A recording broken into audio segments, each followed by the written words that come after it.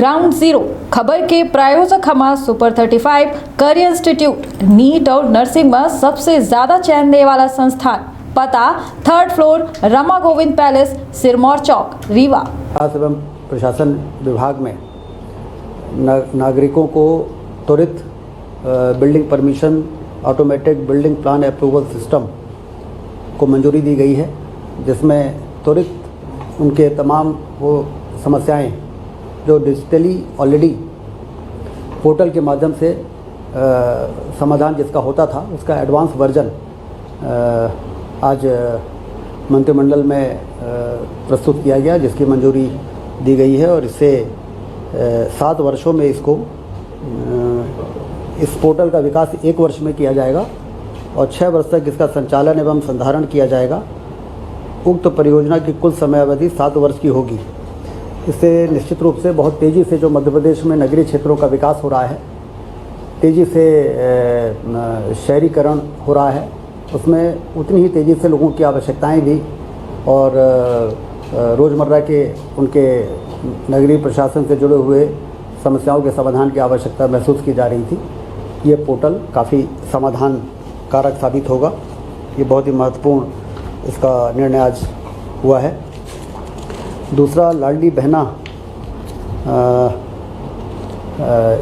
योजना मध्य प्रदेश में हम सब जानते हैं कि उसको बहुत ही ज़्यादा अप्रिशिएट किया जा रहा है। उसमें अब मुख्यमंत्री जी ने ऐतिहासिक निर्णय लेते हुए 450 रुपये में उनको गैस सिलेंडर मिले। उसके मूल जो हितग्राही हैं, एक तो लाडली बहनाएँ हैं और उज्ज्वला गैस कनेक्शन की जो हमारी बहनाएँ हैं, वो दोनों इसके हितग्राही होंगे। कल टीकमगढ़ से वर्चुअली उन्होंने इसकी लॉन्चिंग की है। किस तरीके से लाडली बहना के पोर्टल में आवेदन लिए जाएंगे, उनके रजिस्ट्रेशन किए जाएंगे और फिर उनके खातों में जिस तरह से 1250 रुपये उनको सहयोग की राशि दी जाती है, उसी प्रकार से सब्सिडी की राशि गैस की जो भी कीमत है 450 रुपये के अलावा जितनी भी होगी 700 रुपये जो कुछ भी होगी, वो उनके खाते में रजिस्ट्रेशन के बाद भेजी जा सके। इसके लिए जो अभियान कल से शुरू हुआ है रजिस्ट्रेशन का, इसको पूरा किया जाएगा और आने वाले समय में सभी बहनों को इसका लाभ मिलेगा। 450 रुपये मात्र में ही उनको गैस सिलेंडर मिल सकेगा। इसके साथ ही बहुत सी ऐसी हमारी हितग्राही हैं लाडली बहना की, जो प्रधानमंत्री आवास का लाभ तो उनको मिला है ग्रामीण क्षेत्रों में। आवास प्लस जो लोग छूट गए थे, उसके लिए माननीय मुख्यमंत्री जी ने आवास प्लस भी अभियान चलाया था, आवास प्लस के नाम पर, जिसमें जो लोग छूट गए थे वो कवर हुए थे। लेकिन उसके बावजूद भी ये देखने में आया है कि और भी लोग ऐसे हैं जो कच्चे मकान में रहते हैं और उनको पक्के मकान नहीं मिल पाए हैं। तो आज के कैबिनेट में मुख्यमंत्री जी ने ये फैसला किया है कैबिनेट में कि उनको भी चिन्हित किया जाएगा और उनको भी प्रधानमंत्री आवास योजना का पात्र बनाकर जो लाडली बहनाएँ हैं ग्रामीण क्षेत्रों में, उनको इसका लाभ दिया जाएगा। इसके साथ ही एक बहुत ही महत्वपूर्ण योजना लॉन्च की है, किसान मित्र योजना। स्थायी कनेक्शन किसानों को देने के लिए 200 मीटर तक की दूरी के लिए यदि 3 लाख रुपए खर्च होता है लगभग, तो उसमें से आधी राशि किसान को देनी है, 40% राशि राज्य शासन देगा और 10% राशि वितरण कंपनी जो है बिजली विभाग की, वो इसको बियर करेंगी। ये लंबे समय से किसानों की एक मांग रही है, जिसको आज मंत्रिमंडल ने, कैबिनेट ने उसको मंजूरी दी है और अब हमारे यहाँ के किसान आवेदन कर सकेंगे और समूह में भी कर सकेंगे। ज़रूरी नहीं है कि एक किसान ही को 3 लाख रुपए में आधा बियर करना पड़े। तो 4-5 किसान मिल के आवेदन कर सकते हैं और उसमें यदि 3 लाख रुपए में 50% है तो 4-5 लोगों में वो बटेगा, तो एक आसानी से स्थायी कनेक्शन उनको प्राप्त हो सकेगा। किसान मित्र योजना की भी आज यहाँ पर मंत्रिमंडल ने मंजूरी दी है, उसको शुरुआत की है। उच्च शिक्षा विभाग के जो अतिथि विद्वान, उनको भी मंत्रिमंडल ने विधिवत मासिक 50,000 रुपये उनको मानदेय मिलेगा और कार्य दिवस के आधार पर नहीं, मासिक आधार पर। और उनको एक सुरक्षा का भाव रहेगा कि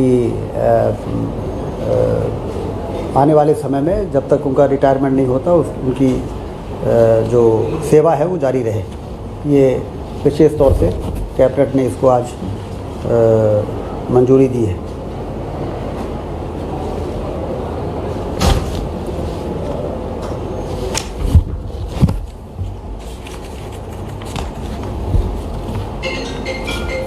आंगनबाड़ी मिनी आंगनबाड़ी कार्यकर्ताओं का मासिक मानदेय 6,500 से बढ़ाकर 7,250 और जो हमारी आंगनबाड़ी सहायिकाएँ हैं उनका 5,750 से बढ़ाकर 6,500, ये आज इसको मंजूरी मंत्रिमंडल ने दी है।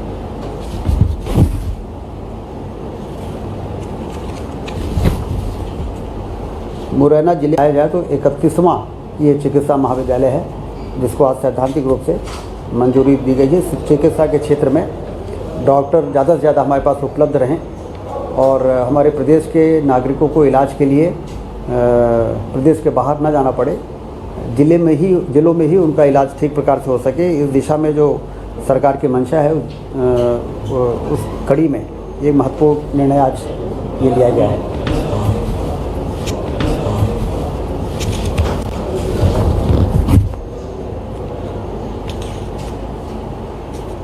जिला उद्योग एवं व्यापार केंद्र भवनों का निर्माण एवं आधुनिकीकरण के लिए भी 27 करोड़ रुपए की मंजूरी आज दी गई है, जिससे उद्योग, छोटे छोटे उद्योग, MSME खास तौर से उसको बल मिलेगा और वो ज़्यादा बेहतर तरीके से काम कर सकेगा।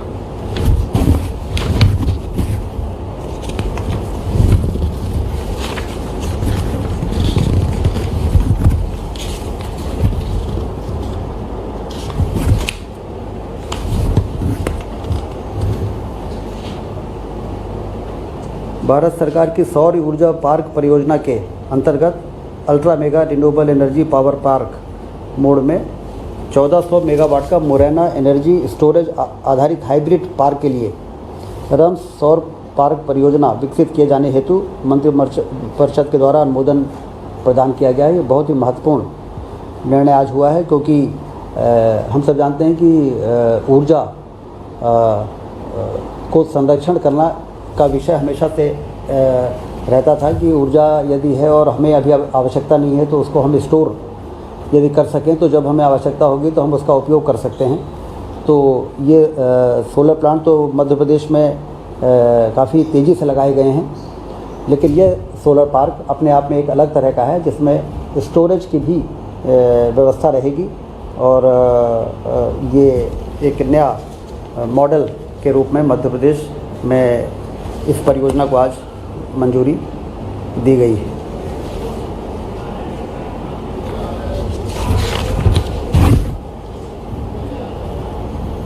जनजातीय कार्य विभाग में सीएम राइज योजना के अंतर्गत 10 सीएम राइज विद्यालय भवनों के निर्माण कार्य, इस हेतु लगभग 323 करोड़ रुपए की प्रशासकीय स्वीकृति आज मंत्रिमंडल ने दी है। मध्य प्रदेश के मुख्यमंत्री शिवराज सिंह चौहान जी की विशेष संस्कृति और जो हमारा सनातन धर्म है उस दिशा की मजबूती के लिए आदि शंकराचार्य जी ने जहाँ पर शिक्षा ग्रहण की थी ओंकारेश्वर में, जहाँ पर उनको गुरु मिले थे, वहाँ पर एकात्म धाम परियोजना की स्थापना का संकल्प उन्होंने लिया था। और बड़ी खुशी की बात है कि 18 तारीख को परसों इसका प्रथम चरण का लोकार्पण भी वो करने जा रहे हैं। इसमें पूरी तरह से एक अद्वैत लोक और मानधाता पार्किंग और कंप्लीट लैंडस्केपिंग के साथ ये काम पूरा हो। मूर्ति के अलावा, मूर्ति तो 108 फीट की लग के तैयार है, इसके अलावा उस पूरे परिसर का समग्र विकास के लिए आज कैबिनेट ने 1535.79 करोड़ की स्वीकृति प्रदान की है। और यह जो स्थान होगा जिसमें आदि शंकराचार्य जी के संग्रहालय, अद्वैत लोक, अंतर्गत निर्माण एवं संचालित की जाने वाली जटिल गतिविधियाँ और कई प्रकार की न सिर्फ धार्मिक पर्यटन का एक बहुत बड़ा केंद्र बनेगा हमारे देश के अंदर,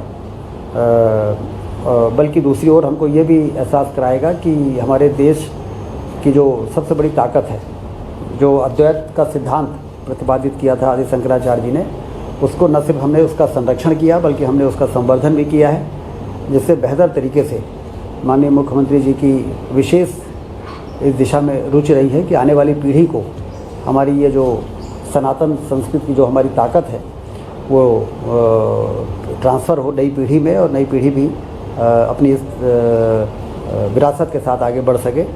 तो इस दिशा में 1535.79 करोड़ की स्वीकृति आज कैबिनेट ने दी है। बायोटेक्नोलॉजी पार्क का स्थापना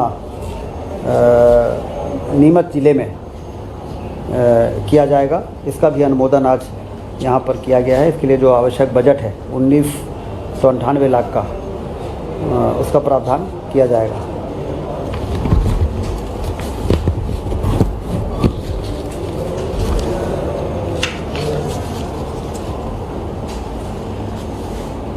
जनजातीय कार्य विभाग में तकनीकी पदों का पुनर्गठन एवं नवीन पदों का सृजन किए जाने का भी प्रस्ताव आज कैबिनेट में था, जिसमें अधीक्षण यंत्री से लेकर सब इंजीनियर तक के पदों की सृजन की स्वीकृति दी गई है। कुछ पदों को समर्पण भी किया गया है। इससे जनजातीय कार्य विभाग के कार्य में और ज़्यादा तेज़ी आएगी और बेहतर तरीके से विभाग अपने जिम्मेदारियों का निर्वहन कर सकेगा।